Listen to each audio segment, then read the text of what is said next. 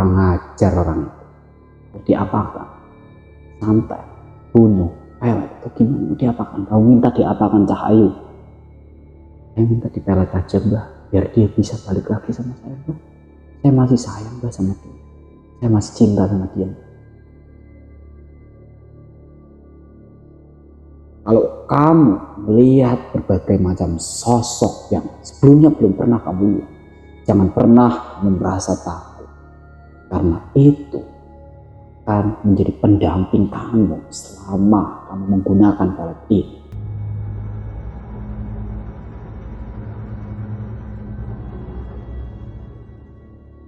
Assalamualaikum warahmatullahi wabarakatuh. Halo dulur, gimana kabar kalian? Sehat? Semoga kalian semua senantiasa diberikan kesehatan, dimudahkan segala urusannya, dan dilancarkan rezekinya oleh Allah Subhanahu wa Ta'ala. Balik lagi nih, bareng saya di sini Muhammad Reza Maulana yang akan membawakan sederet kisah mistis yang tentunya menyeramkan. Dan dimana lagi kalau bukan di channel Tapak Misteri. Nah, berhubung durasi pada video kali ini lumayan panjang, jadi saya saranin untuk kalian semua cari posisi ternyaman, ambil cemilan, dan langsung aja kita mulai ceritanya.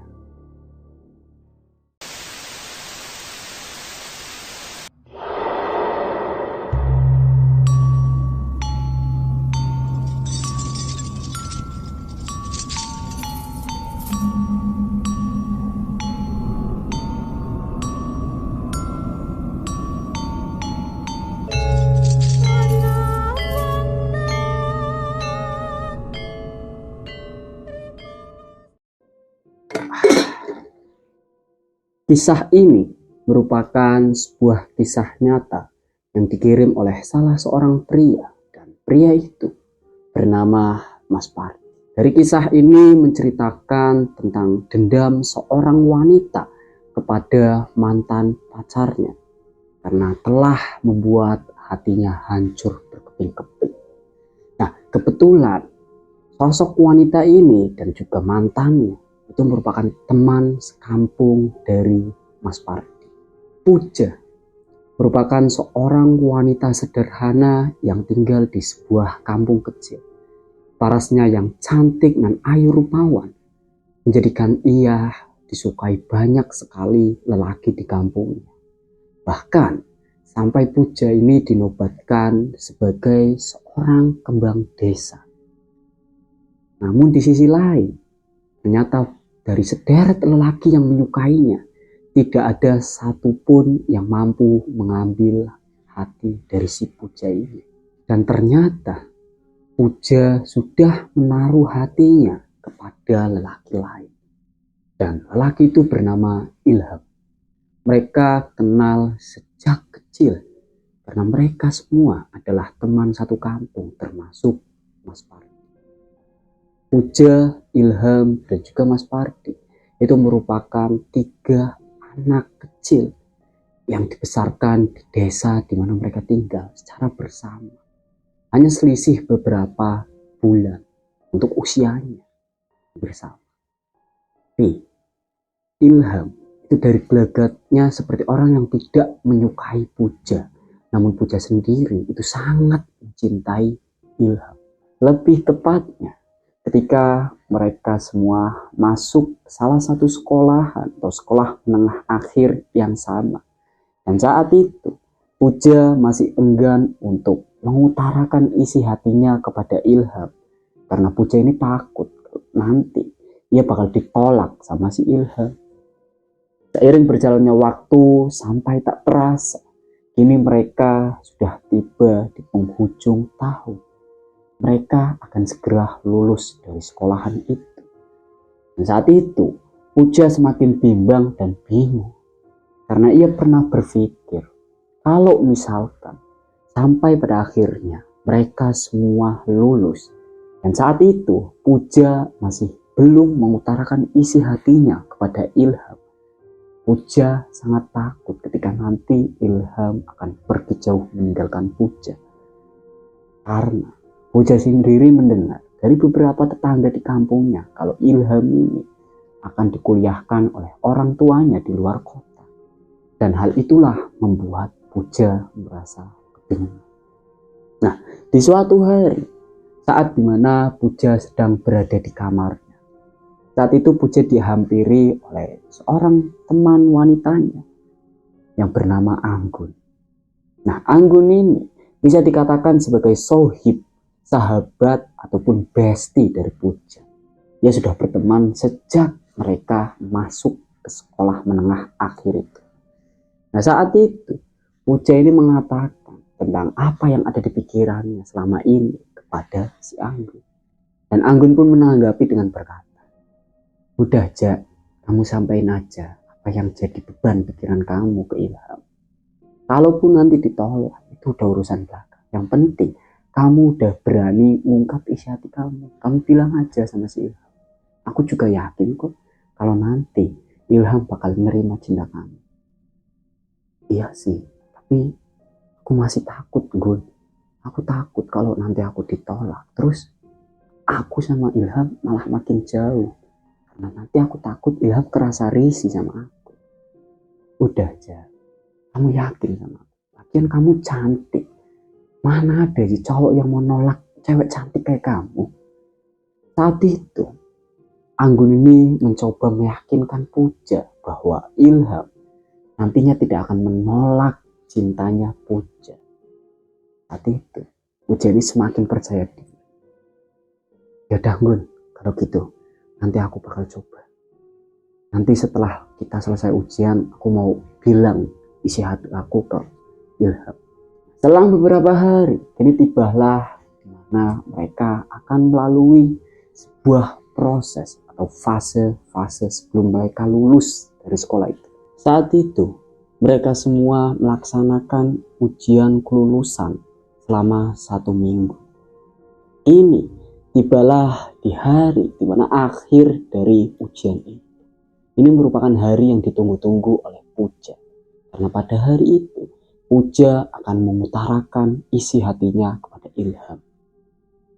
Nah, saat mereka semua selesai melaksanakan atau menyelesaikan tugasnya, saat itu Puja menitipkan sebuah surat kepada Anggun. "Gun, aku titip ini ya, tolong kamu kasih ke Ilham. Aku tunggu di taman belakang."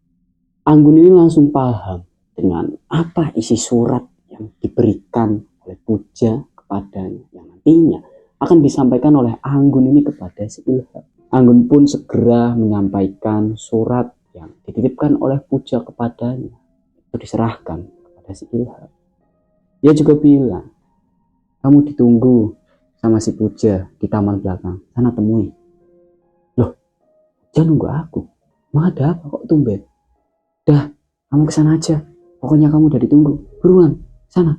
Tanpa berkata apapun lagi, tanpa membaca surat yang diberikan oleh Puja tadi, Ilham ini langsung berlari. Dia berlari ke taman belakang. Nah, di situ dari kejauhan Ilham melihat Puja yang sedang duduk di sebuah bangku panjang membelakanginya. Puja seakan paham atau mengerti akan kehadiran si Ilham ini. "Oh, kamu udah datang, Han. Sini duduk." Tanpa menengok ke arah Ilham. Dan di situ Ilham langsung refleks. Dia langsung bilang, "Ya, Jak, ada apa ya? Kamu kok cari aku?" "Dah, sini duduk dulu." Mereka berdua pun duduk berdampingan. Dan disitulah Puja ini mengungkapkan, mengutarakan semua isi hatinya kepada Ilham. Dia sangat berharap bahwa Ilham itu bakal menerima cintanya. Setelah mendengar semua yang disampaikan oleh Puja, Ilham ini dia cuma terdiam sambil nundukin kepalanya. Dan terjadilah adegan sanggup di mana keduanya itu hanya berdiam-diaman sambil nundukin kepalanya ke bawah. Entah ada apa. Selang beberapa waktu, si Ilham ini bilang ke Puja, "Ya, maaf banget, aku minta maaf. Tapi soal ini aku belum bisa jawab sekarang. Maaf, nanti deh. Nanti, pokoknya aku bakal jawab, tapi nggak sekarang. Aku minta maaf." Ilham ini langsung beranjak dari tempat duduknya dan pergi meninggalkan Puja. Nah, dari situlah Puja merasa sedih. Nah, dia berpikir kalau Ilham ini nggak bakal nerima cintanya. Nah, melihat hal itu dari kejauhan, Anggun dan juga Mas Pardi langsung menghampiri Puja yang sedang duduk termenung sendiri. Anggun ini dia nanya ke Puja, "Mana aja? Diterima kan?" "Pasti diterima dong. Nggak mungkin Ilham nolak kamu, ya kan? Bener kan?" Sambil megangin badannya si Puja. Tapi saat itu, dengan suara yang lemas dan lirih, Puja berkata, "Belum, Gun. Nggak tahu nanti." Pardi pun langsung menyaut, "Loh, kok belum? Emang kenapa? Terus tadi dia bilang apa?" Katanya nanti.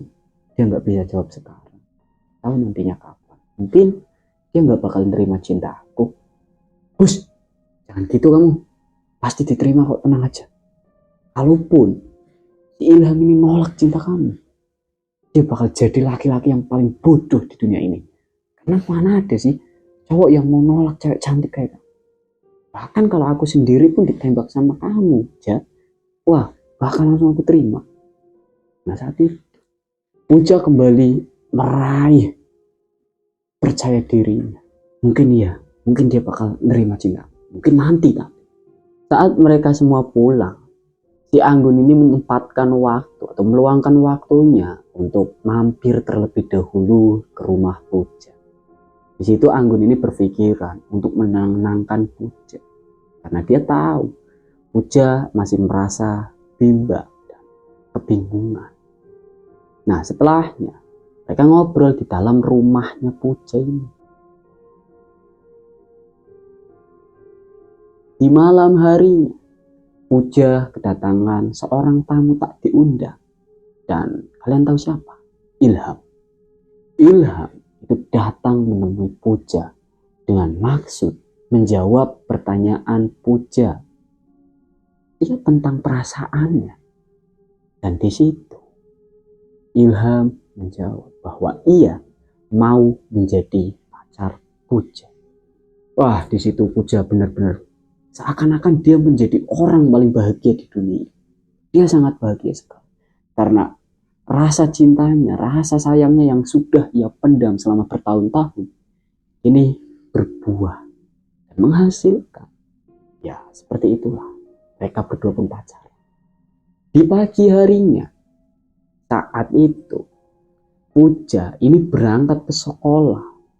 Saat pagi buta, jam 5:30, dia sudah sampai di sekolahan. Saat itu Puja duduk di depan kelasnya, di sebuah bangku di depan kelas. Dan melintaslah seorang bapak-bapak penjaga sekolahan yang bernama Pak Slamet.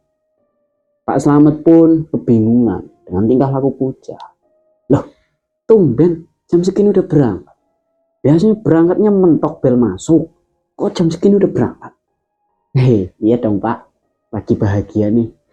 "Wah, bahagia? Bahagia kenapa? Nunggu siapa? Teman? Atau pacar ya?" "Pacar ya." Puja langsung tertawa ketika mendengar godaan dari Pak Slamet ini. Dan tibalah sosok pria yang ia nanti-nantikan kedatangannya pun tiba. Dan kita sudah berpikir ya bahwa itu adalah Ilham. Benar, Ilham. Ilham datang. Nah, saat itu mereka pun masuk ke ruangannya masing-masing. Karena Puja dan juga Ilham itu beda kelas ya, dulur ya, beda kelas. Nah, setelahnya bel istirahat pun tiba. Di situ mereka berdua bertemu kembali. Ilham ini berkata ke Puja, "Nanti pulang sekolah kita jalan-jalan dulu ya." "Ya benar kamu, mau kemana kita?" Ya di situ Puja senang dengan ajakan dari Ilham ini. Karena ini suatu hal yang sudah dinantikan oleh Puja semenjak lama sekali. Sudah lama sekali. Puja ini pengen jalan-jalan bareng Ilham. Dan sekarang impiannya ini sudah tercapai. Dia langsung mengiyakan. Iya, nanti kita jalan-jalan." "Oke, aku setuju Bang. Emang kita mau kemana?" Ilham hanya menjawab dengan berkata, "Udah, pokoknya nanti kamu bakal tahu sendiri. Dan aku jamin kamu bakal suka tempat yang aku ajak." Nah, setelah bel pulang sekolah pun tiba. Dan mereka berdua pergi berdua menggunakan motor Ilham. Mereka berdua pergi cukup jauh sekali. Ada sebuah hutan. Yang hutannya ini tengahnya ada semacam gubuk. entah untuk apa. Dan Ilham mengajak Puja ke tempat itu. Saat itu Puja bertanya-tanya, ini di mana? Ngapain kita ke sini? Ilham hanya menjawab sambil nyetir motor, udah, pokoknya kamu bakal senang. Saat itu mereka berdua tiba di depan sebuah gubuk kecil yang mungkin hanya muat 2 orang saja di dalam gubuk itu. Saat itu Ilham ini meletakkan motornya di semak-semak yang mungkin agar tidak dilihat oleh orang lain. Dalam semak-semak dimasukkan motor itu dan dia langsung menggandeng tangan Puja untuk masuk dalam gubuk itu. Mereka melakukan sebuah hubungan yang terlarang. Mungkin kalian semua sudah tahu. Nah, setelah selesai dengan hal itu, Puja ini bertanya ke Ilham dengan rasa heran. Ngapain sih kamu kayak gini? Ilham ini hanya menjawab dengan berkata, udah, pokoknya nurut aja kata teman-teman aku. Kalau misalkan pengen hubungannya langgeng, ya harus kayak gitu. Setelahnya mereka berdua pun bergegas pulang. Dan berjalannya waktu, kini hubungan terlarang mereka semakin menjadi-jadi. Entah apa yang ada di pikiran Puja, sampai ia rela memberikan kehormatannya kepada seorang lelaki bejat, yaitu Ilham. Entah mungkin karena Puja itu sudah saking sayangnya dengan si Ilham. Semakin berjalannya waktu, Ilham semakin menjadi lelaki yang melunjak. Dia semakin sering meminta hal-hal yang aneh kepada Puja, dan di situ Puja hanya nurut karena ia takut kehilangan Ilham. Sampai pada akhirnya tibalah di hari kelulusan mereka semua. Dan ternyata, kalian tahu apa yang terjadi? Ilham menyebarkan aibnya sendiri dengan Puja ke semua teman-temannya. Dia ceritakan apa yang ia lakukan selama berpacaran dengan Puja. Cerita dari mulut ke mulut semakin menyebar luas di seluruh penjuru sekolah. Dengan hal itu, Puja merasa malu sekali. Setelah kelulusan itu, karena Puja saking merasa malunya dengan kejadian itu, Puja ini menjadi seorang wanita yang sangat pendiam. Setiap harinya ia mengurung dirinya sendiri di dalam kamar ketika melihat temannya yang tidak berdaya seperti itu. Anggun pun merasa iba. Setiap hari Anggun ini datang ke kamar Puja untuk menasehati Puja supaya ia merasa percaya diri dan ia mau kembali. Nah, dari situ Puja juga pernah atau sempat beranggapan untuk mengakhiri hidupnya sendiri. Karena udah gak ada cara lain, Anggun pun merekomendasikan seorang untuk membantu mereka, untuk membantu Puja.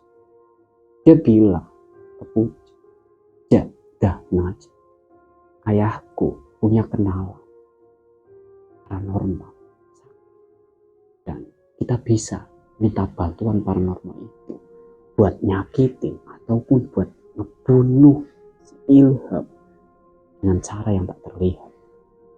Dan disitulah Puja pun langsung setuju.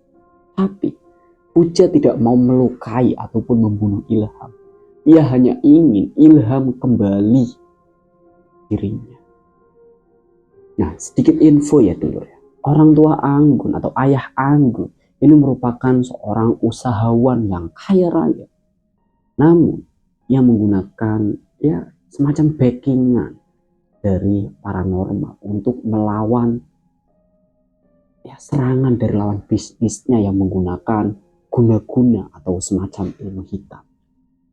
Nah, seperti itulah. Setelah mereka berdua antara Puja dan juga Anggun ini ngobrol panjang lebar, Anggun pulang. Di pagi harinya Anggun datang lagi pagi-pagi banget, jam 7. Dia datang ke rumah Puja. Dan dia datang itu tidak dengan tangan kosong. Di tangan kanannya ia memegang sebuah kertas. Ternyata kertas itu berisikan alamat dari dukun yang akan mereka temui. Ia dapat dari orang tuanya, dari ayahnya. Setelah Puja bersiap-siap, mereka berdua pun bergegas menuju lokasi. Lokasinya itu sangat jauh sekali dari perkampungan, dari pedesaan ataupun dari kota, itu jauh. Setelah mereka berdua sampai di alamat yang mereka tuju atau di rumah dukun itu, di situ mereka langsung disambut oleh seorang pria tua yang tampilan sangat meyakinkan bahwa itu adalah dukun. Dukun itu bertanya kepada Anggun dan juga Puja, kalian dapat alamat saya dari mana? Setelahnya Anggun bilang dong kalau dia atau mereka berdua itu dapat alamat si dukun dari ayah Anggun. Nah, setelah mendengar Anggun menyebut nama ayahnya, langsung mempersilahkan Anggun dan juga Puja untuk masuk ke dalam sebuah rumah kecil. Puja dan juga Anggun ini duduk di depan sebuah meja yang di atasnya sudah lengkap dengan peralatan, ya peralatan ritual dan semacamnya. Sajen, bunga dan lain sebagainya banyak sekali. Nah, disitulah sang dukun ini mempertanyakan tentang apa maksud kedatangan mereka berdua. Kalian berdua datang ke sini mau apa? Apa yang kalian cari? Anggun pun menjawab, ini Mbah, saya mau nganterin teman saya. Saya hati Mbah sama pacarnya. Dan disitulah Puja langsung menyaut dengan bilang, iya Mbah, saya mau minta tolong Mbah. Minta tolong apa? Kamu mau minta tolong apa? Kamu kenapa Cahyo? Siapa namamu? Nama saya Puja Mbah. Puja. Kenapa kamu Puja? Saya diputusin Mbah sama pacar saya. Padahal saya udah ngasih segalanya buat pacar saya Mbah. Tapi pacar saya malah mutusin saya. Dan lebih parahnya, dia nyebarin aib saya. Paranormal ini atau dukun ini langsung berkata, kurang ajar orang itu. Mau diapakan? Santet, bunuh, pelet atau gimana? Mau diapakan? Kamu minta diapakan Cahyo? Saya minta dipelet aja Mbah, biar dia bisa balik lagi sama saya Mbah. Saya masih sayang Mbah sama dia. Saya masih cinta sama dia Mbah. Ya sudah kalau gitu, kamu ada foto dia. Diserahkan sebuah foto kecil kepada Mbah. Setelah itu, foto tadi itu diletakkan di meja dan Mbah ini berdiri. Dia melangkah ke arah belakang. Lama-lama, Mbah ini balik lagi sembari membawa kayak sepucuk kain yang kelihatannya udah lusuh. Kainnya berwarna putih, cuman kelihatannya udah lama Pak. Nah, setelah itu Mbah ini duduk lagi di tempatnya. Diletakkan foto tadi atau foto si Ilham, diletakkan ke kain tadi dan dilipat-lipat. Setelah ditaruh, si Mbah nanya ke Puja, Cahyo, kamu mau Mbah pelet ini anak yang bagaimana? Puja pun menjawab, berkata, kalau bisa aku pengen Mbah supaya mantan aku sampai tergila-gila sama kamu kok kayak ngeremehin Mbah, no? Gak usah kamu bilang kalau bisa, gak usah. Bahkan kalau sampai kamu minta ini anak Mbah bunuh sekalipun, bakal Mbah lakuin, no? Mbah bisa, gampang. Mau kok Mbah bunuh? Enggak Mbah, jangan Mbah, jangan. Aku masih sayang Mbah sama dia. Ya udah, kalau begitu, kamu mau pelet? Gampang. Mau pelet yang bagaimana tadi? Mau yang sampai dia tergila-gila Mbah? Ada satu pelet yang bisa membuat lelaki manapun menjadi tergila-gila kepadamu, Cahyo. Lantas, pelet apa itu Mbah? Kalian tahu pelet apa yang dimaksud oleh Mbah ini? Dan itu adalah pelet celana dalam. Si Mbah ini bilang itu Puja. Dan saat itu Puja tiba-tiba terdiam. Dia berpikir kalau dukun ini merupakan dukun cabul. Dia mikir gitu. Tapi entah bagaimana ya dulur ya, tiba-tiba si Mbah ini seakan-akan tahu apa yang dikatakan oleh Puja dalam hatinya. Dan Mbah ini langsung nyentak sembari berkata, kamu gak usah berpikir kayak gitu. Mbah ini bukan dukun cabul. Kalaupun kamu nggak mau, ya udah silahkan pergi, nggak usah minta tolong mbah. Nah setelahnya dia ini langsung kayak nurut dan dia percaya. Enggak mbah, iya mbah, aku mau mbah, aku mau. Ya udah, kalau gitu kamu ke belakang, kamu lepas celana dalammu terus bawa sini, biar mbah langsung lakuin ritualnya. Lah, Puja ini langsung berdiri dengan kayak agak malu-malu. Terus dia melangkah ke belakang kamar mandi. Di situ dia lepas celana dalamnya dan dia kembali lagi ke depan. Saat itu Puja kembali ke depan sambil menggenggam celana dalamnya karena dia masih agak malu gitu buat nyerahin celana dalamnya kepada orang lain, apalagi kepada dukun tadi. Tapi dukun itu mempertanyakan, gimana? Kamu yakin gak? Kalau kamu gak yakin, ya udah, silakan kalian pulang, gak usah kesini. Kalau kalian yakin atau kamu yakin, bawa sini, mbah lakuin ritualnya sekarang. Nah di situ Puja ini langsung nyerahin celana dalam, dan setelahnya diletakkan celana dalam itu di samping foto Ilham yang sebelumnya sudah dilipat-lipat menggunakan kain putih tadi. Setelah itu mbah ini langsung kayak berkomat kamit, macam membaca mantra. Kan lama menunggu, si mbah pun bertanya ke Puja, nama cowok ini siapa, Duk? Cahayu, namanya siapa? Ayahnya namanya siapa? Dan disitulah Puja pun mengatakan tentang nama panjang dari Ilham dan ayah Ilham ini. Dilakukan kembali ritual. Sampai pada akhirnya selesai. Mbah ini bilang, dah selesai. Sekarang tugas kamu, Duk. Kamu bawa foto ini dan juga celana dalammu ini. Nah nanti celana dalammu ini kamu kubur, sedangkan foto ini kamu simpan. Tapi ada satu lagi syarat yang harus kamu penuhi. Mbah, tiap kamu datang bulan, kamu harus mengoleskan sedikit darahmu foto ini. Itu Puja ini kaget. Dia kaget loh. Dia kayak terengah-engah ya. Emang harus gitu ya mbak? Loh iya harus. Itu syaratnya. Kalau kamu gak mau, gimana? Kamu mau? Ya udah mbak, aku mau mbak. Oke, aku mau. Aku bakal lakuin.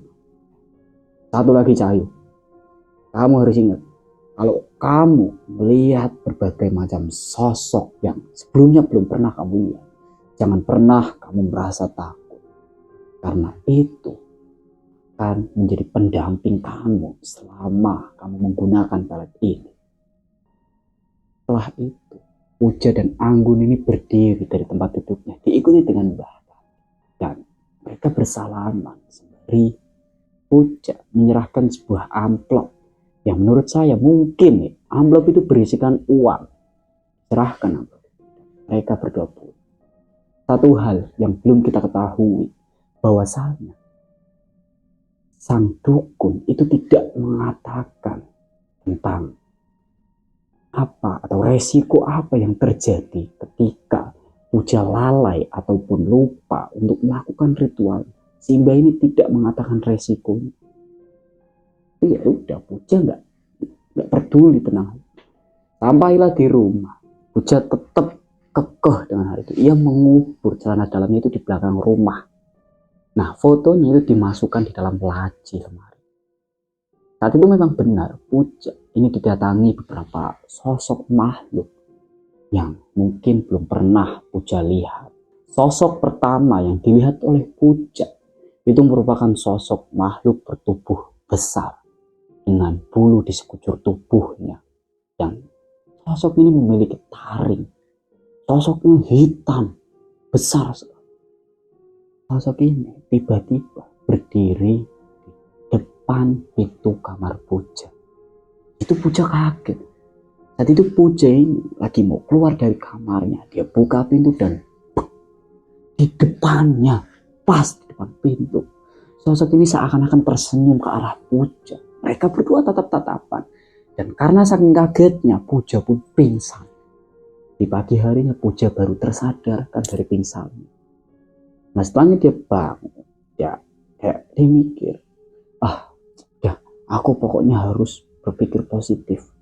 Lagipun Mbah udah bilang kalau sosok yang bakal aku lihat itu sosok-sosok pendamping aku. Udah, pokoknya aku nggak boleh berpikir negatif. Setelah itu Puja pun ya biasa menjalankan aktivitasnya seperti biasa. Dan sampai pada akhirnya tibalah di hari dimana Puja datang bulan. Dan saat itu juga Puja melakukan ritual yang disarankan oleh Mbah Duku tadi. Dioleskan ya sedikit darahnya ke foto Ilham. Selang beberapa hari ternyata hal itu manjur atau hal itu memang benar terjadi.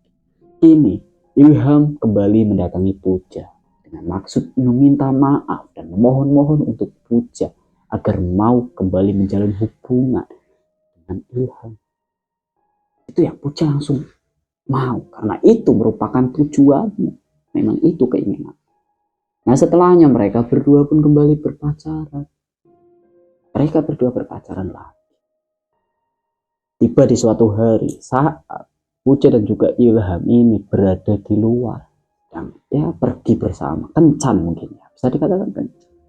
Saat itu Puja kembali mengalami gangguan mistis karena ia melihat adanya sosok anak kecil yang sedang berdiri menatap tajam ke arahnya. Anak kecil ini berdiri sambil megang semacam boneka. Wajahnya pucat, benar-benar pucat. Dan boneka yang dia pegang itu berlumuran darah. Bonekanya itu kecil, dipegang, digendong. Di situ Puja kaget dan dia kayak nyembunyiin rasa takutnya dengan ya dia nutupin wajahnya itu di tubuh Ilham. Nah saat itu mereka ini sedang berduaan, sedang berpacaran. Di situ Ilham bingung, kamu kenapa? Ada apa? Enggak apa-apa, aku cuma pengen nyender di kamu. Seperti itu. Setelah mereka berdua pulang saat itu, Puja dihantar oleh Ilham sampai depan pintu rumah. Setelahnya Ilham pulang seperti biasa. Setelah masuk ke dalam rumah, Puja dikagetkan dengan kondisi rumahnya yang sudah berantakan. Puja bingung, ada apa? Kok bisa sampai rumahnya berantakan, benar-benar berantakan. Piring, gelas dan perabotan lainnya pecah di mana-mana. Itu Puja bingung. Dia cuma bisa duduk di ranjang kasurnya sambil berpikir ada apa. Nah di pagi harinya Puja beresin semua itu. Saat Puja lagi beres-beres, Anggun datang. Anggun bingung dong, loh, kamu habis ngamuk? Apa kok sampai perabotan pecah di mana-mana? Puja pun menjelaskan tentang apa yang terjadi. Dia bilang, aku nggak tahu pun. Semalam aku habis jalan sama Ilham dan ketika aku pulang, kondisi rumah udah kayak gini.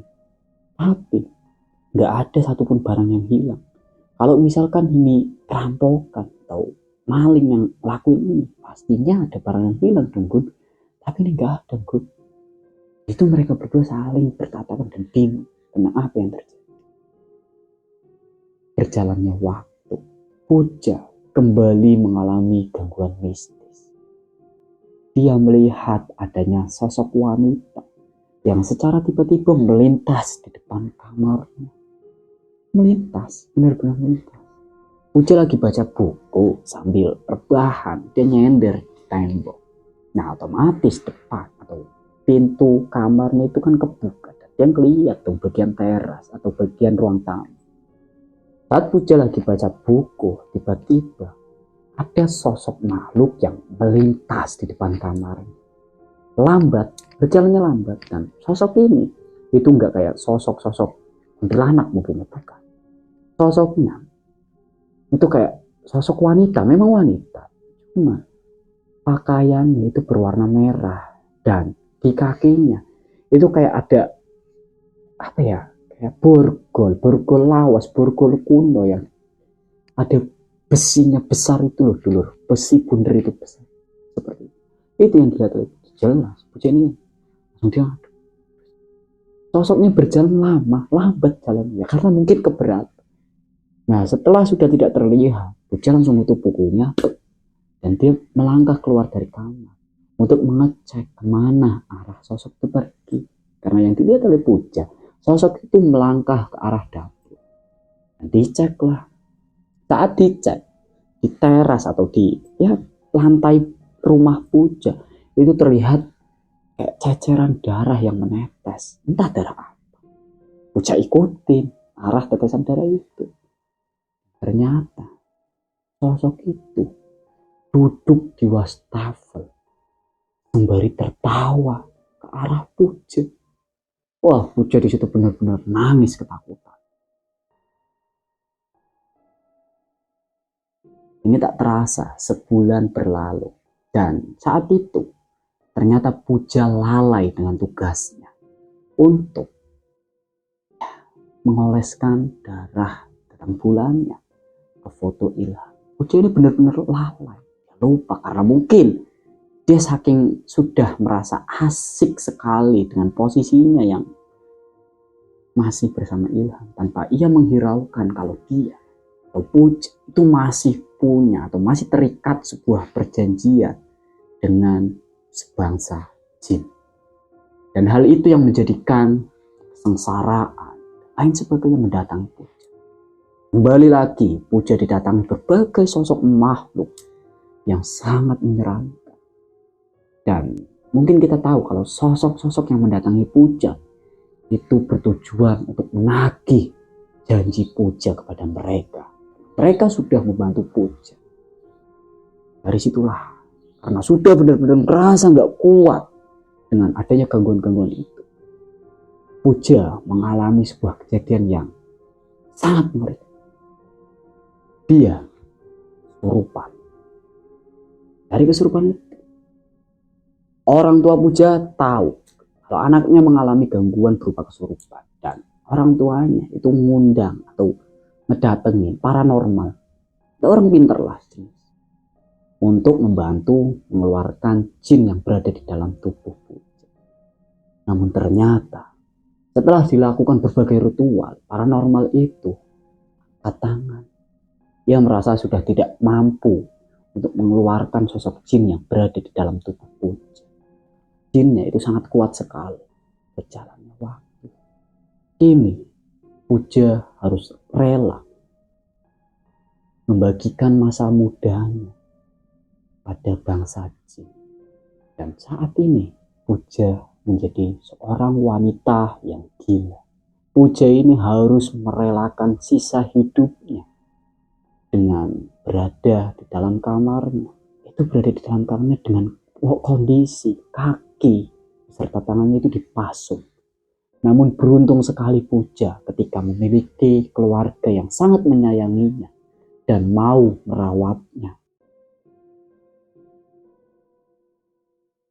Sedulur-sedulurku tapak misteri dimanapun kalian berada, dari kisah ini mengajarkan kepada kita untuk tidak berbuat suatu hal yang dilarang atau melewati batasan yang ditentukan oleh agama, seperti menyekutukan Allah, berbuat musyrik ataupun syirik.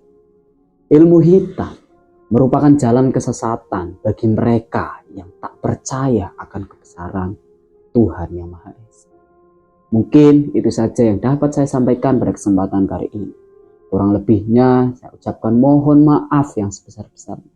Dan saya juga berterima kasih untuk kalian semua yang sudah stay tune menonton kisah ini dari awal sampai akhir.